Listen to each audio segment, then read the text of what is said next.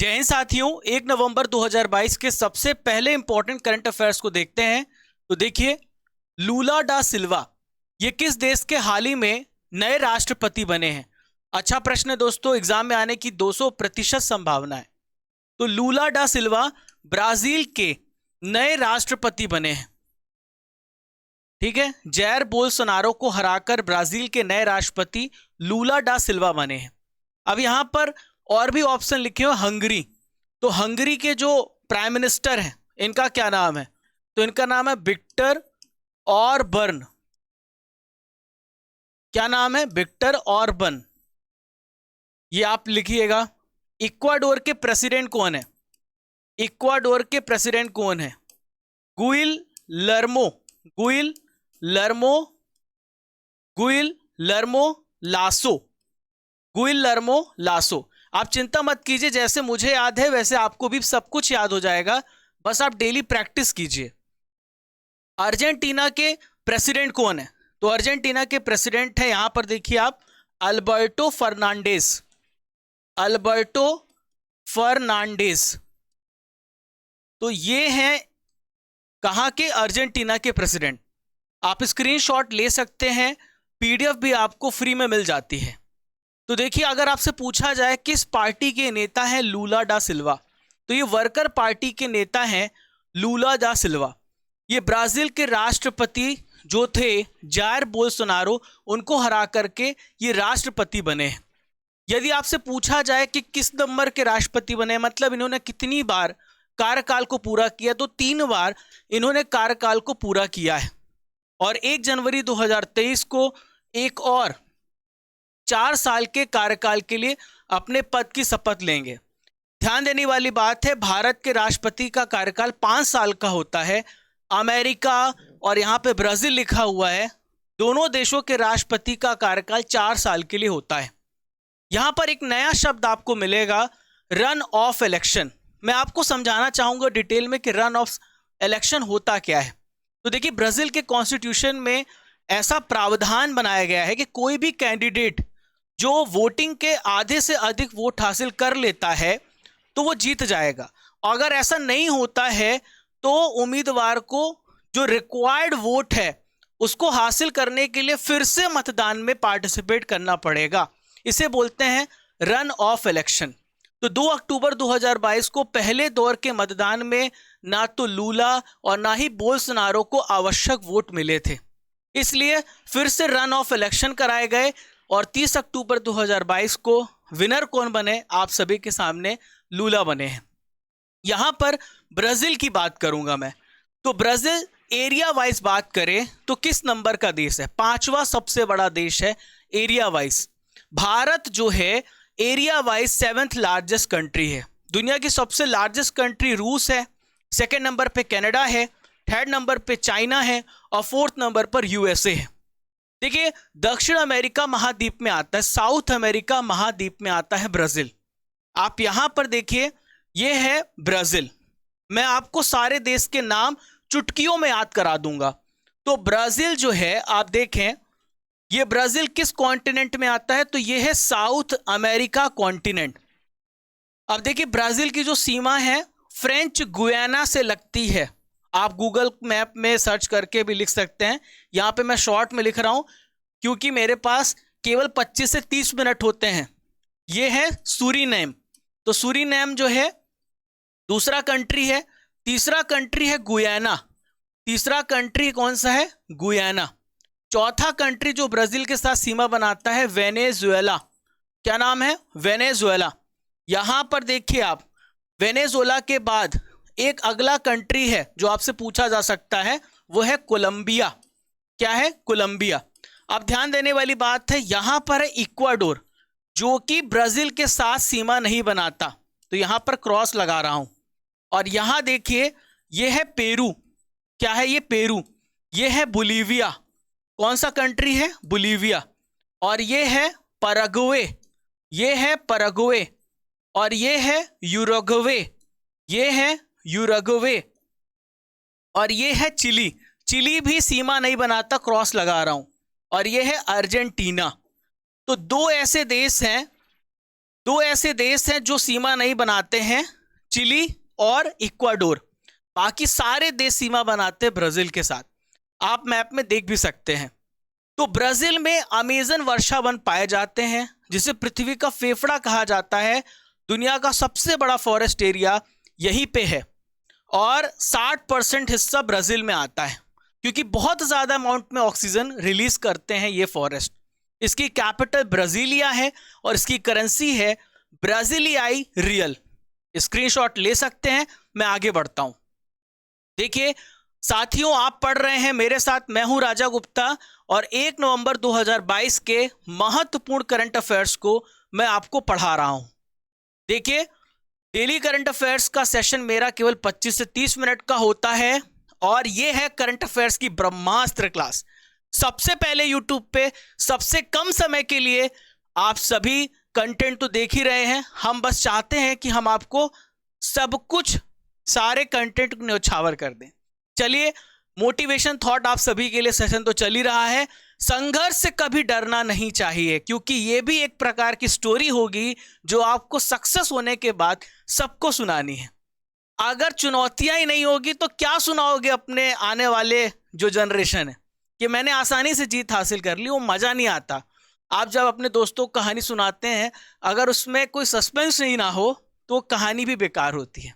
Question number 2 को देखते हैं। तो देखिए क्वेश्चन नंबर 2 ये रहा, फीफा अंडर 17 महिला विश्व कप जो कि भारत में हो रहा था, इसको किसने जीता है? बहुत अच्छा क्वेश्चन। तो फीफा अंडर 17 भारत में हुआ और भारत में फीफा अंडर 17 महिला विश्व कप 2022 का खिताब स्पेन ने जीता है। देखिए फीफा वर्ल्ड कप होने वाला है कतर में 2022 में। तो स्पेन ने किसको हराया है? तो स्पेन ने कोलंबिया को हराया है। कहां पर हुआ मैच? नवी मुंबई की डीवाई पाटिल स्टेडियम में हुआ। स्पेन ने दूसरी बार इस खिताब पर कब्जा किया है। ठीक है, इसके अलावा उत्तर कोरिया, नॉर्थ कोरिया भी देश है जिसने 2 बार इस खिताब पर कब्जा किया है। अब देखिए इसकी मेजबानी किसने की, पहले ही बता चुका हूं। तो भारत ने इसकी मेजबानी की है और 11 से 30 अक्टूबर तक चला। भारत में कई जगह पर हुआ। ओडिशा में हुआ, ओडिशा की कैपिटल भुवनेश्वर है, वहां के कलिंग स्टेडियम में मैच आयोजित किया गया। मडगांव में हुआ जो कि गोवा में है, गोवा के पंडित जवाहरलाल नेहरू स्टेडियम में हुआ। नवी मुंबई में हुआ, महाराष्ट्र के डीवाई पाटिल स्टेडियम में, और इसमें 16 टीमों ने भाग लिया है। यहां पे फीफा के बारे में मैं आपको बताना चाहूंगा। फीफा का काम होता है पुरुषों और महिलाओं के फुटबॉल मैच का आयोजन कराना। 211 इसमें मेंबर हैं। यदि आपसे पूछा जाए कि इसकी स्थापना कब हुई है, तो फ्रांस पेरिस में 1904 में इसकी स्थापना हुई है, लेकिन इसका हेडक्वार्टर ज्यूरिख स्विट्जरलैंड में है और आईओसी का हेडक्वार्टर स्विट्जरलैंड लुसाने में है। इसके प्रेजेंट में अध्यक्ष गियानी इन्फेंटिनो। पूरा पोस्टमार्टम करना है आपके लिए ताकि कुछ भी ना छूटे। क्वेश्चन नंबर 3, राष्ट्रीय एकता दिवस कब मनाया जाता है? तो प्यारे साथियों, राष्ट्रीय एकता दिवस 31 अक्टूबर को मनाया जाता है। 31 अक्टूबर को मनाया जाता है राष्ट्रीय एकता दिवस। देखिए यहां पर देखिए 27 अक्टूबर को मनाया जाता है इन्फेंट्री डे। कौन सा डे? इन्फेंट्री डे मनाया जाता है 27 अक्टूबर को। और 30 अक्टूबर को कल पढ़ाया था बचत दिवस मनाया जाता है। कौन सा दिवस? बचत दिवस मनाया जाता है 30 अक्टूबर को। प्यारे साथियों, कौन थे सरदार वल्लभ भाई पटेल? आप अगर नए हैं तो अगर आप पहली बार जान रहे हैं तो इन्होंने पूरे भारत को एक करने में पूरी जान लगा दी। भारत के सबसे पहले होम मिनिस्टर थे, भारत के सबसे पहले डिप्टी प्राइम मिनिस्टर थे, हालांकि अब ये पद गृह मंत्री में तब्दील हो गया है। इनका जन्म कहां पर हुआ, कब हुआ? 1875 में हुआ, गुजरात राज्य के खेड़ा जिले के नाडियाड में हुआ है। देखिए ये कब तक गृह मंत्री रहे? 1947 से लेकर 1950 तक। और स्वतंत्रता के बाद भारत में जितनी भी रियासत थी उनको एक करने का काम इन्होंने किया। अब एक किया, इस वजह से इन्हें भारत का आयरन मैन कहा जाता है। He is known as the Bismarck of India and he is known as Bharat का मैजनी। इनको भारत का मैजनी भी कहा जाता था। और 2014 में मोदी जी ने 31 अक्टूबर को राष्ट्रीय एकता दिवस मनाने का फैसला किया इनके सम्मान में। यहां पर मैं आपको स्टैच्यू ऑफ यूनिटी के बारे में बताऊंगा, जो कि सरदार वल्लभ भाई पटेल जी की मूर्ति है। यहां पर आप देख पा रहे हैं, और ये कहां पर है? गुजरात राज्य में है। दुनिया की सबसे ऊंची स्टैच्यू ऑफ यूनिटी है, 182 मीटर या आप कहिए 597 फीट की है। किस नदी के किनारे है? नर्मदा नदी के किनारे है और गुजरात के केवड़िया में है, और साधु बेतु द्वीप पर यह स्थित है। मूर्ति को किसने डिजाइन किया? राम सुत्तर ने डिजाइन किया है। और 31 अक्टूबर को एकता दिवस मनाया जाता है। तो इस प्रतिमा का उद्घाटन पीएम मोदी जी ने 2018 में किया था। कैसा लगा आप लोगों को सेशन? अगर अच्छा लग रहा है, आपको हमारी मेहनत पसंद आ रही है, तो शेयर तो बनता है, ठीक है। चलिए क्वेश्चन नंबर 4 को देखते हैं। किस राज्य के मोरबी शहर में पुल गिरने से 134 से अधिक लोगों की मौत हो गई है? तो अच्छा क्वेश्चन है दोस्तों, बहुत महत्वपूर्ण प्रश्न है। तो प्यारे साथियों, मैंने इसका पूरा डिटेल्ड एनालिसिस कराया है, आप जाकर के उस वीडियो को देख सकते हैं। काफी लोगों ने इस वीडियो को पसंद भी किया। तो मोरबी शहर में पुल गिरने से 134 नहीं, बहुत ज्यादा आंकड़ा चला गया है, 190 तक चला गया है। तो यह घटना हुई है गुजरात के मोरबी में। कहां पर हुई है? गुजरात के मोरबी जिले में यह घटना हुई है। 30 अक्टूबर 2022 को एक केबल सस्पेंशन ब्रिज था जो लकड़ी से बना हुआ था, और यह मच्छू नदी पर बना हुआ था। इस सस्पेंशन ब्रिज को 20 फरवरी 1879 को बनवाया गया था, शुरू किया गया था। साथियों, मैं आपको बताना चाहूंगा कि 5 दिन पहले ही इसकी मरम्मत कराई गई थी। 7 महीनों से बंद था, पूरी तरीके से जर्जर हालत में था, और इसका आनन फानन में उद्घाटन कर दिया दीपावली के दिन। और फिर कोई प्रशासन भी नहीं था यहाँ पर, और किसी ने इतनी सतर्कता से ध्यान नहीं दिया, और उसकी वजह से इतना बड़ा हादसा हो गया। ना जाने कितनी फैमिलियों का घर उजड़ गया, बहुत बुरी बात है।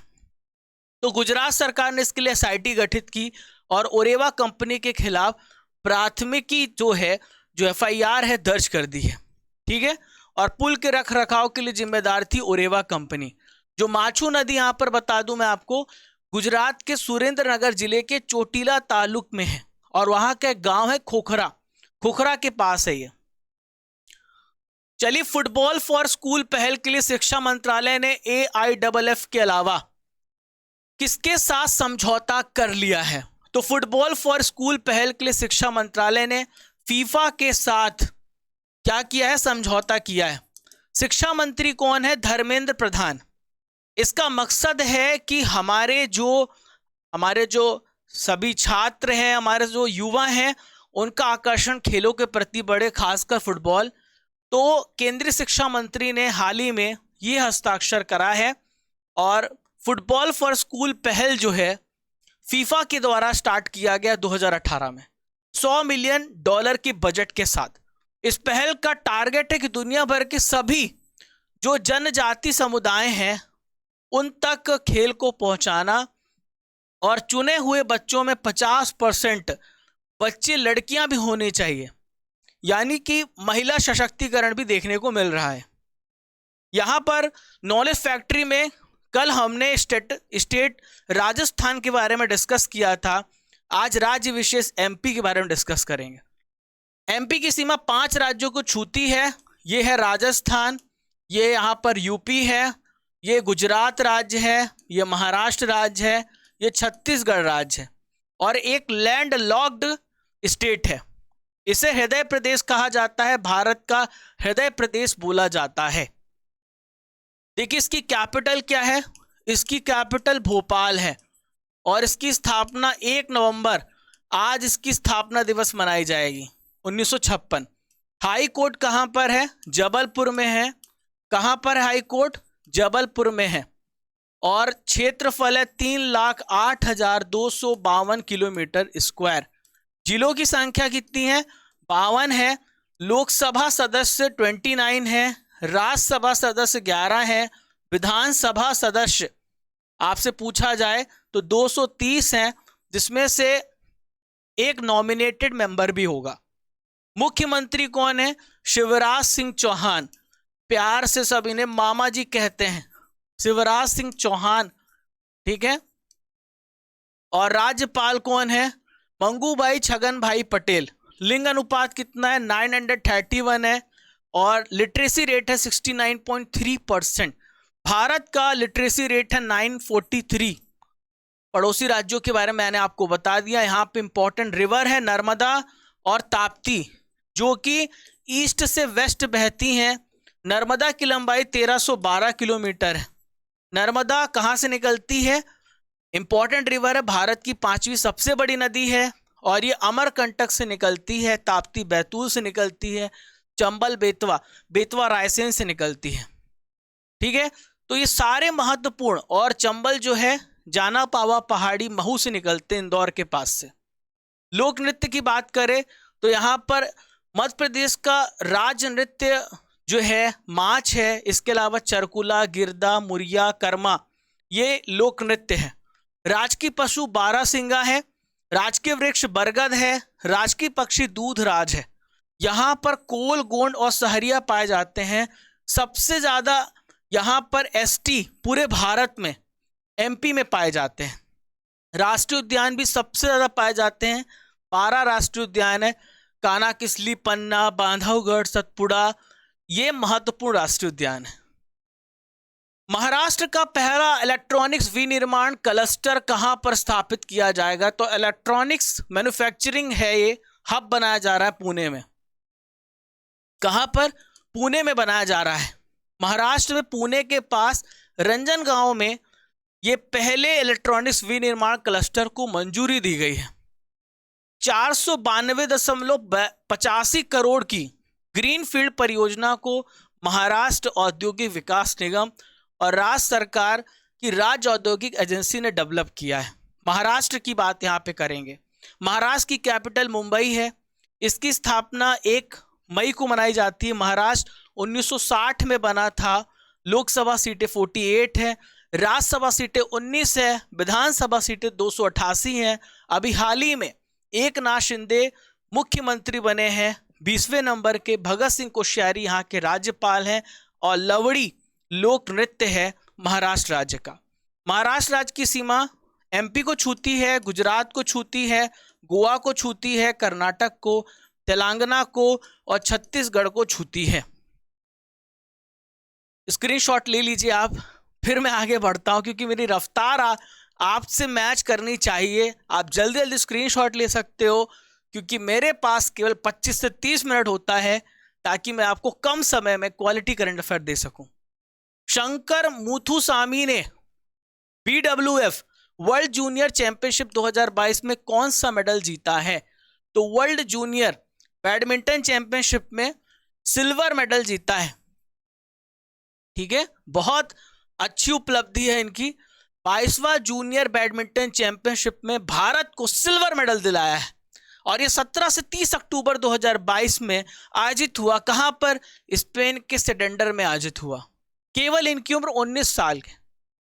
यहां पर BWF की बात करेंगे तो BWF की स्थापना 1934 में हुई है, 1934 में, और 2006 में इसे विश्व बैडमिंटन महासंघ में कन्वर्ट कर दिया गया। इसका हेडक्वार्टर मलेशिया कुआलालंपुर में है। चलिए, UGC यानी यूनिवर्सिटी ग्रांट कमीशन ने विश्वविद्यालय और कॉलेजों से किस दिन को भारतीय भाषा दिवस मनाने के लिए कहा है? तो भारतीय भाषाओं के सम्मान में यह फैसला लिया गया है 11 दिसंबर को मनाया जाएगा। 11 दिसंबर को यूनिसेफ डे भी मनाया जाता है। 11 दिसंबर 1946 को यूनिसेफ की स्थापना हुई थी, ठीक है। तो ये मनाया जाता है, आप याद रखिएगा। तो UGC ने भारत के सभी यूनिवर्सिटी और कॉलेजों को कहा है कि आप जो भारत की रीजनल लैंग्वेजेस हैं उसको प्रमोट करिए, और ये कवि सुब्रमण्यम भारती जी की जयंती पर मनाया जाएगा, जिन्होंने रीजनल लैंग्वेजेस को प्रमोट किया। अब देखिए, यहाँ पर UGC की बात करें तो 1953 में इसको स्थापित किया गया। इसका हेडक्वार्टर न्यू दिल्ली में है और हाल ही में इसके अध्यक्ष बने हैं एम जगदीश कुमार, मैंने आपको पढ़ाया था। क्वेश्चन नंबर 9, होमी जहांगीर भाभा की 113वीं जयंती कब मनाई गई? तो बहुत अच्छा प्रश्न है दोस्तों। होमी जहांगीर भाभा ये कौन कहे जाते हैं? ये परमाणु कार्यक्रम के जनक माने जाते हैं होमी जहांगीर भाभा। 30 अक्टूबर को इनकी जयंती मनाई जाती है। 21 अक्टूबर को पुलिस कमेमोरेशन डे मनाया जाता है, पुलिस स्मृति दिवस मनाया जाता है। 20 अक्टूबर को विश्व सांख्यिकी दिवस मनाया जाता है। 23 अक्टूबर को नेशनल आयुर्वेद डे मनाया जाता है, राष्ट्रीय आयुर्वेद दिवस। 31 अक्टूबर को एकता दिवस मनाया जाता है। तो इनका जन्म 30 अक्टूबर 1909 को कहां पर हुआ था? महाराष्ट्र, मुंबई में हुआ था। ये भारतीय परमाणु भौतिक विज्ञानी होमी जहांगीर भाभा, जिन्हें परमाणु कार्यक्रम का फादर कहा जाता है, he is known as the father of nuclear physics. ठीक है। और 1966 24 जनवरी को भाभा की मृत्यु हो गई जब एयर इंडिया की उड़ान 101 मॉन्ट ब्लैंक के पास हुई और उसी समय दुर्घटनाग्रस्त हो गया। आज का आखिरी प्रश्न आप सभी के सामने, गृह मंत्री राजनाथ सिंह, यहां पर गृह मंत्री हो गया है, ये रक्षा मंत्री,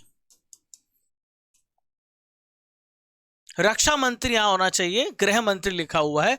तो किस केंद्र शासित प्रदेश में 2 हेलीपैड लॉन्च किए हैं? तो लद्दाख में 2 हेलीपैड लॉन्च किए हैं। ये हमारी आर्मी की कनेक्शन हर जगह होनी चाहिए, ये हमारे रक्षा मंत्री का फैसला है। तो रक्षा मंत्री राजनाथ सिंह, इन्होंने 75 नई परियोजनाओं की शुरुआत की है, जिसमें 2 हेलीपैड की वर्चुअल लॉन्चिंग भी की, एक हनले में और एक पूर्वी लद्दाख के थकुंग में। 2 जगह पर इन्होंने किया ताकि भारतीय वायुसेना की पकड़ हर जगह हो, उनकी जो मूवमेंट अगर करनी हो, दुश्मन आए तो बस गए और हम मार के आ गए। तो करंट अफेयर्स की रसमलाई आ गई आप सभी के सामने। मई 2022 के महत्वपूर्ण प्रश्नों को हम डिस्कस कर रहे हैं। मैं आपको बता दूं 10 महीने का मैराथन लेके आने वाला हूं आप सभी के लिए। 6 महीने का करंट अफेयर्स, बस 2-3 दिन का इंतजार कीजिए। दिल्ली के 22वें उपराज्यपाल हाल ही में कौन बने हैं? तो इनका क्या नाम है? विनय कुमार सक्सेना, जो कि खादी ग्राम उद्योग के पहले अध्यक्ष थे। अंतरराष्ट्रीय श्रम संगठन की एक रिपोर्ट के अनुसार 2022 की पहली तिमाही में लगभग कितनी नौकरियां चली गई? 11.2 करोड़ लोग। संभव पोर्टल किस राज्य सरकार ने लॉन्च किया है? उत्तर प्रदेश ने, यूपी ने। भारत किस वायरस से प्रभावित देशों से आने वाले यात्रियों की स्क्रीनिंग कर रहा था? Monkey pox virus. केरल में पहले मामले इसके देखने को मिले थे। विश्व कछुआ दिवस 2022 कब मनाया गया? 23 मई को। आप सभी को कछुआ ही बनना है, खरगोश नहीं बनना, कूदना नहीं है, कछुआ बनना है, डेली मेहनत करना है। किस राज्य ने हॉकी इंडिया सब जूनियर महिला राष्ट्रीय चैंपियनशिप को जीता है? हरियाणा राज्य ने, मैंने आपको पढ़ाया था। अब आपका होगा टेस्ट, रेडी? 10 में 10 लाना है आप सभी को। क्या आप सभी तैयार हैं? तो चलिए शुरू करते हैं। अमेजन वर्षा वन का 60% हिस्सा, मुझे पता 10 में 10 लाएंगे आप, ब्राजील में है। कहां पर है? ब्राजील में। क्षेत्रफल के हिसाब से विश्व का दूसरा सबसे बड़ा कंट्री कौन सा है? तो सबसे पहला कंट्री तो रूस है, दूसरा है कनाडा। कमेंट बॉक्स पे जल्दी जल्दी उत्तर दीजिए। 7वां फीफा अंडर 17 महिला विश्व कप 2022 किस देश में आयोजित किया गया? तो ये भारत में किया गया। अगर आप 10 में 10 यहां नहीं ला पा रहे हो, यहां मेहनत नहीं कर पा रहे हो, तो सिलेक्शन कैसे होगा मेरे भाई और बहनों? कलिंग स्टेडियम किस राज्य में है? तो कलिंग स्टेडियम ओडिशा के भुवनेश्वर में है, आपको मैंने पढ़ाया। फीफा का हेडक्वार्टर किस देश में है? तो फीफा का हेडक्वार्टर स्विट्जरलैंड में है, ज्यूरिक, म्यूनिक, हाँ ज्यूरिक। भारत के सबसे पहले होम मिनिस्टर कौन थे? तो भारत के सबसे पहले होम मिनिस्टर थे सरदार वल्लभ भाई पटेल। भारत का आयरन मैन किसे कहा जाता है? भारत के आयरन मैन है सरदार वल्लभ भाई पटेल जी।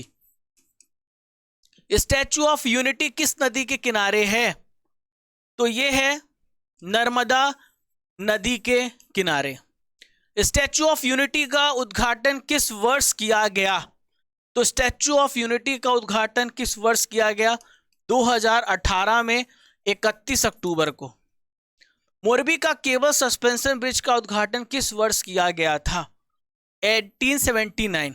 देखिए उस समय तात्कालीन गवर्नर थे मुंबई के रिचर्ड टेम्पल। उस समय मुंबई के गवर्नर थे रिचर्ड टेम्पल, इन्होंने उद्घाटन किया था। साथियों 31 अक्टूबर के करंट अफेयर्स का रिवीजन करने का समय हो गया है। स्टैच्यू ऑफ बिलीफ का उद्घाटन कहां पर किया गया है? शिव जी की प्रतिमा है ये, राजस्थान के राजसमंद में। किस देश में हैलोवीन पार्टी के दौरान भगदड़ मच गई और 151 लोगों की मौत हो गई? साउथ कोरिया में। गुजरात के किस स्थान में C295 MB विमान निर्माण परियोजना का शुभारंभ किया गया? तो ये बड़ोदरा में किया गया है। सुल्तान जोहर हॉकी कप किसने जीता है? भारत ने जीता है। भारत, मोजाम्बिक और तंजानिया की नौसेनाओं के बीच IMT ट्राइलेट किस देश में शुरू हुआ है? तो तंजानिया में हुआ है। एवियन फ्लू का प्रकोप पहले किस राज्य में फैला हुआ है? केरल में। देखिए कल शायद मैंने H1N1, आप इसे थोड़ा करेक्ट कर लीजिएगा, जल्दबाजी में शायद मैंने H1N1 जो है स्वाइन फ्लू बता दिया था, है ना, बर्ड फ्लू बता दिया था। तो ये स्वाइन फ्लू है और H5N1 ये बर्ड फ्लू है, बर्ड फ्लू। पहला global digital health summit, expo और इनोवेशन अवार्ड का आयोजन कहां पर हुआ है? नई दिल्ली में। पहला आसियान भारत स्टार्टअप महोत्सव 2022 इंडोनेशिया में आयोजित हुआ है। महिला अनुकूल पर्यटन परियोजना केरल राज्य में शुरू की गई। विश्व बचत दिवस कब मनाया जाता है? 30 अक्टूबर को। आज का सवाल है दोस्तों, ब्राजील किस कॉन्टिनेंट में है? आपको अच्छे से मैंने समझाया है, आपको बताना है। तो कैसा लगा सेशन? फीडबैक जरूर दीजिए। देखिए पहले इस्तेमाल करें फिर विश्वास करें, मेहनत करिए और बहुत आगे जाना आप सभी को। मात्र 25 से 30 मिनट का सेशन होता है जिसमें हम आपको डिटेल्ड एनालिसिस करते हैं हर एक क्वेश्चन का। PDF आपको टेलीग्राम में मिली रही है। Crazy GK trick application download कर लीजिए, वहां पर टेस्ट होगा। और मेरा अभी साइंस का बैच लाइव है, अगर आप ज्वाइन करना चाहते हैं तो वहां भी ज्वाइन कर सकते हैं। आप हमें फॉलो कर सकते हैं डिफरेंट सोशल मीडिया हैंडल पर। चलिए दोस्तों, चलने का समय हो गया है। तब तक के लिए आप सभी को जय हिंद, जय भारत। खुश रहिए, मुस्कुराते रहिए, माता पिता का ध्यान रखिए दोस्तों, अपना भी ध्यान रखिए। मैं अब संडे को भी ऐसा कोई सेशन लूँगा, आपसे बातचीत करूँगा। कुछ बहुत सारे ऐसे इश्यूज होते हैं जो पढ़ाई के अलावा भी इंसान फोकस नहीं कर पाता है। आता हूँ मैं संडे को आप लोगों से बात करने, आपसे रूबरू होने। तब तक के लिए आप सभी को राजा का प्यार भरा प्रणाम। जय हिंद, जय भारत।